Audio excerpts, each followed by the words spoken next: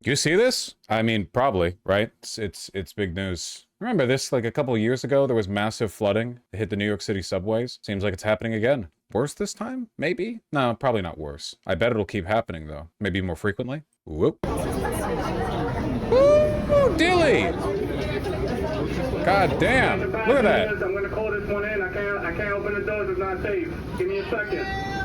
Beta.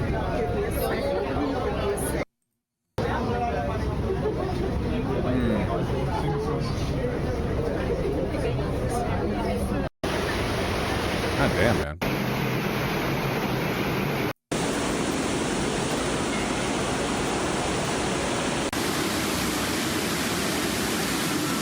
Looks fun. I mean, you know, I'm sure some people are playing around in the poo water, having a good time. It's poo water. If there's ever flooding, it's poo water, okay? Just always keep that in mind. Sheesh.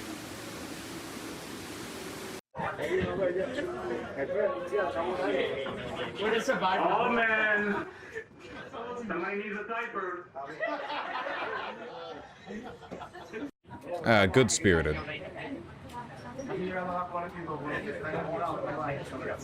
It's pretty scary, you know? It's not just the immediate harm either, right? Like, that's the one thing. The thing that, like, gets me personally is flooding is so destructive, you know? It's the long-term infrastructural damage.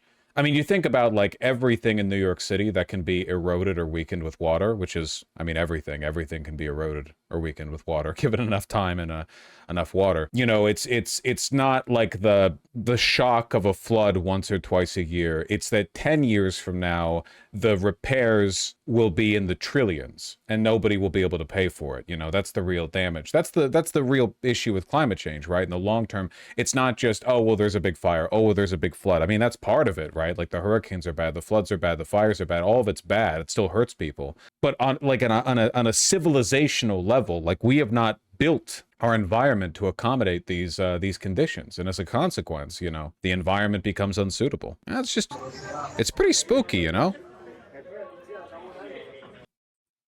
Jeff, you mentioned Rockland County. Here it is. Flash flooding in Nanuet swamped the parking lot at Rockland Plaza with nearly a foot of water, partially submerging some cars there. All the rain left things a mess. Where it was not wanted, like this gas station.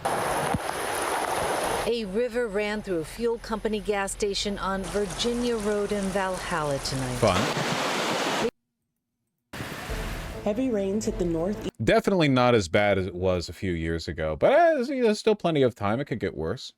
Water's all in the wrong place, man. I saw somebody post, I saw it on Twitter, so is it real? I don't know. You know, I'm not, that's not my job, okay? My job is to tell you that I saw a thing on Twitter. It's not to find that out. But it was a satellite photo of England where a significant portion of it was just brown because there'd been no good rainfall in a long time, which is crazy to me because England's known for its rainfall, no? WCBS spoke to one man who expressed his shock. I've never seen flooding like this. I've never seen Prospect and Watchung absolutely flooded like this. New Jersey Governor Phil Murphy declared a state of emergency. Yeah, here we go. Is it real? That doesn't matter to me. What matters to me is that it proves my point. Thank you. Man, that really does look like a 4X game, doesn't it? Very charming. Is that really real? Hold on. I'm gonna Google this. I'm gonna do my job. Hold on. Wait. Drought declared in Midlands after hot, dry weather takes its toll. The BBC is sourcing it from NASA. Okay. That seems pretty straightforward to me. I trust NASA, with this at least. Rain's in the wrong place, huh? Too much of it over on our East Coast. Gotta move it around. Across the Hudson River, New York City fared little better. Several subway stations flooded, causing one frustrated strap hanger to complain. When it rains here in New York, it sucks. I don't know what is going on, the drainage. I mean, look at this. God forbid if someone slips and falls in this, you'd have to amputate your whole skin. It's horrible. Whenever it rains, it's bad. Weather forecasts show only a little rain for the remainder of the week, but with temperatures in the 90s as the region tries to dry out. This is Inside Edition Digital. Well, that's fun. That's fun. Lots of videos on the subject. Lots of people with cameras around New York, it turns out. Yeah, I don't know. It's not, oh, that's poop water. No, that's poop water. You don't want to. When walking through waters, which you're urged not to do. Yeah, you're not no. supposed to do that. We always say turn around, don't drown for a reason. Well, and that, it's also of course, led to many rescues. Families poop water. who have lived in the areas for. It's just grim because in the long term, you know, in the long term, it makes me question the viability of a bunch of like civilizational projects that under normal circumstances I would be hugely in favor of. Like the MTA expansions, right? You know, I'm totally in favor of MTA expansions, better funding. But if the weather gets so bad that every year, you know, $100 billion of damage is done by flooding, if the flooding gets worse, if it gets like so backlogged it's almost impossible to deal with, there are closures, everything costs a bunch to repair, and there's no way to truly flood-proof anything. Right? You can't really flood-proof anything. You can make it flood-resistant. You can improve its durability. You can, you can elevate it, right? I guess, but not really going to do that with the MTA. But you can't really flood-proof stuff. I don't know. Evening, but the worst of it still isn't over because folks are waking up this morning to many road closures still, despite the rain being over. We are here in God, not to mention the roads all across the United States. It's in line with like America's crumbling infrastructure broadly, but like roads need to be replaced every 30 or so years, right?